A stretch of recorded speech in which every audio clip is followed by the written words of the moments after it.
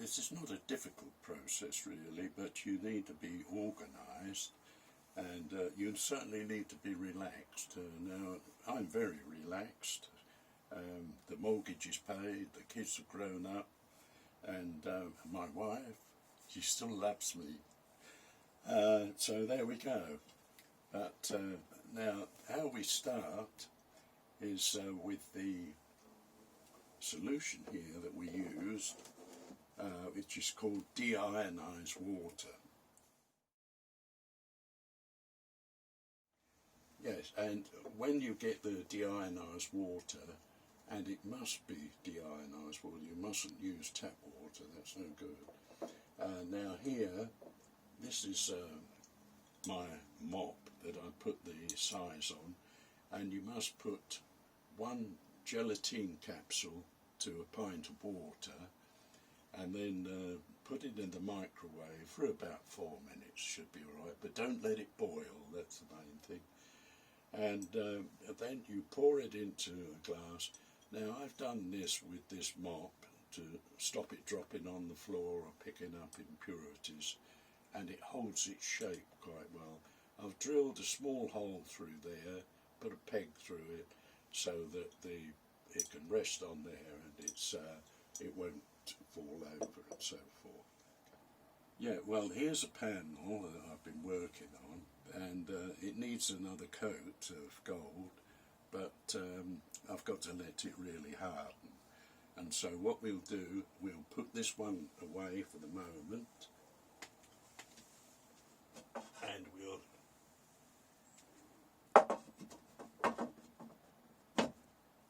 get this one.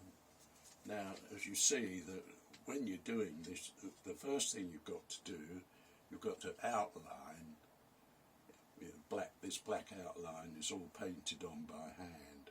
I've made a template, as you can see there, which is done in reverse, and so that's the starting point, and that's quite demanding actually. So what we'll do, we'll start putting the gold on this panel here. Right, this is what they call the gold cushion, and you've got to keep that clean and not get any grease or anything on it. And this is the gilder's knife. It's not sharp, but there's a technique for applying the gold and cutting it. And so we'll now put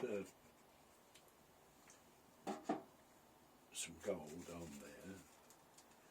Now I'm a little bit cack-handed at my age, but what I do, I use this rubber thing, if it will pick it up. Yes, that is working. So that lifts the leaf up. If I do it by hand, it tends to mess all the other gold up, and you've got to bear in mind that it's all loose, this gold. So, no, I don't want to get it on my fingers. And then you turn it over and drop it like that.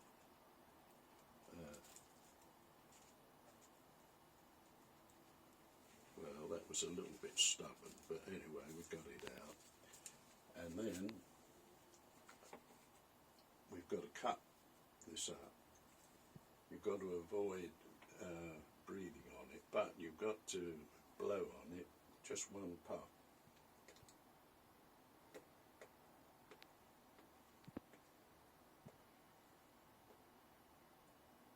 I said 1 puff, and I've given it about 3. But you can see that every time I breathe, it's lifting the gold up. So I'll give it 1 more.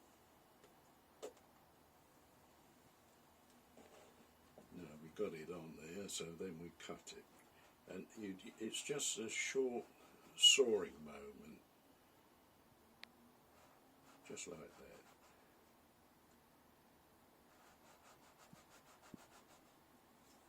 And then I'll turn it the other way.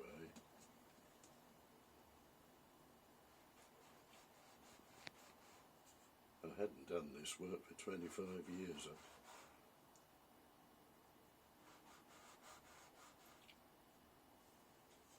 And it's still a bit tricky. Right, now I'm going to apply the size to the first few letters here. You apply it liberally. Now, you can only do 3 or 4 letters at a time. Now I use this tip to pick up the static in my hair.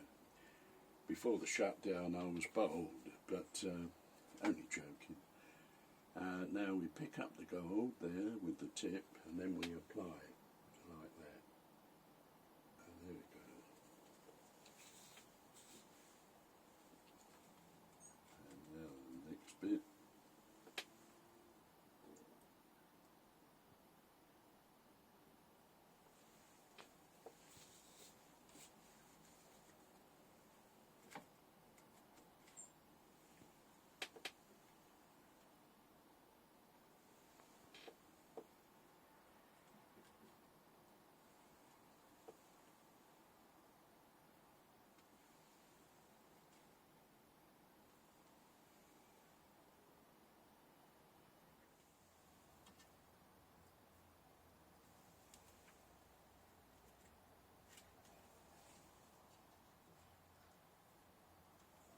There we are, that's that done now. And now we carry on with the size. Putting the size on.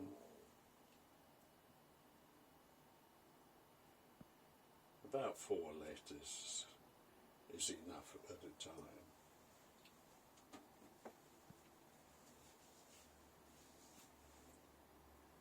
You've got to keep these bristles in, because if they pan out too much, the gold goes all over the place.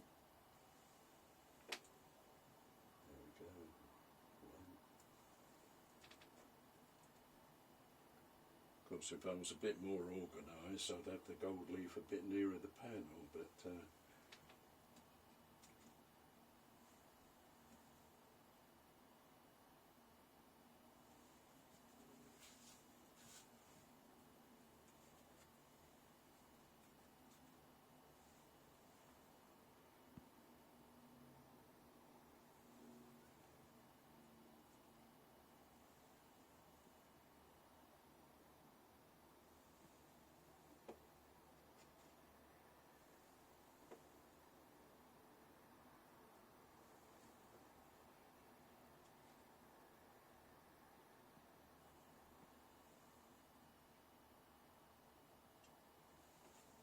put some more size on that. It's drying off a little bit there.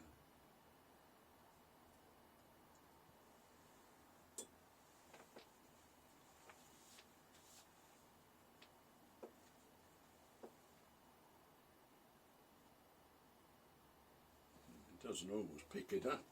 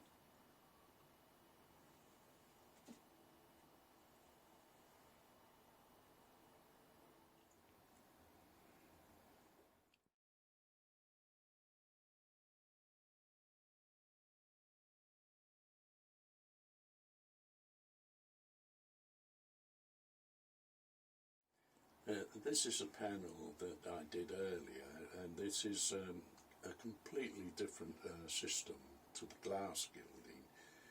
With this particular panel, you work in completely the opposite way. On the glass panel, you see I did the black outline first.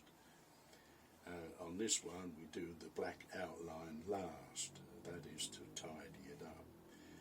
Now, in order to do this, we start with the gold size, which is like that. This is what they call 1 to 2 hour gold size. And what I do, I mix a bit of this yellow ochre with it, only just a tiny bit of it, because this ochre is very, very slow drying. It can take 3 or 4 days to dry, so I only put a little bit in it, and then I mix it up into a dipper.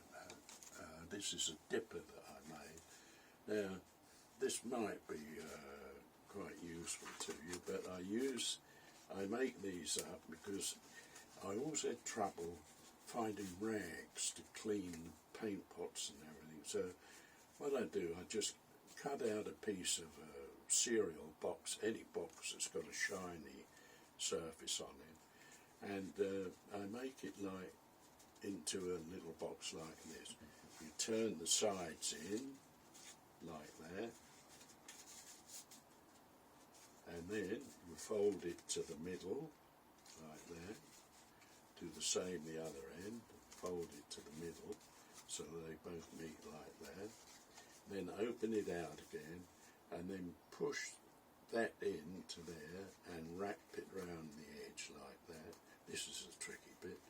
And do the same the other side. Push that in to there and then fold it over. And you do the same the other side. Fold that in around the corner like that. And that one also, fold it round. And then fold the ends over like that. And you've got a nice little container there, and that will hold hot water or any liquid, you know. And the beauty of this is that here's one that I made earlier.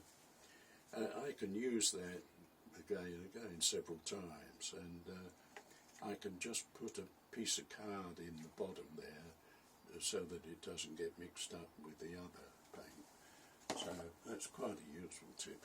And with the palette, you can just have a piece of card on there, stick it on there, and you can just chuck that piece of card away when you're done. So that's quite useful. And you mix your size and the ochre into your dipper there, and you don't need a lot. I would think that probably to do this, to paint this, I would only need about 3 thimbles full of paint ready mixed. Now it takes about an hour or so to dry, but if you paint a bit of the size onto the palette, and then you'll be able to check when it's ready on that, and you just put your knuckle onto the size, and if it pulls the skin away, you'll feel it pulling the skin. Then you'll know that the size is ready to accept the gold leaf.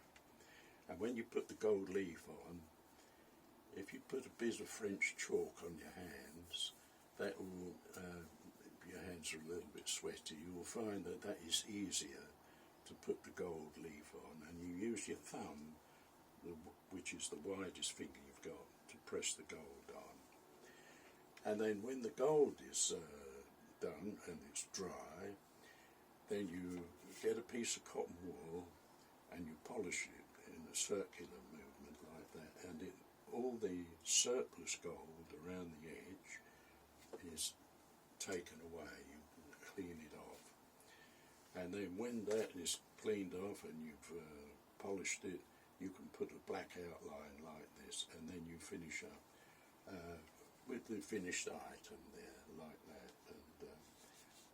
And of course what I've done as well, I've actually varnished it, given it 1 coat of varnish, and that will last for years. It's quite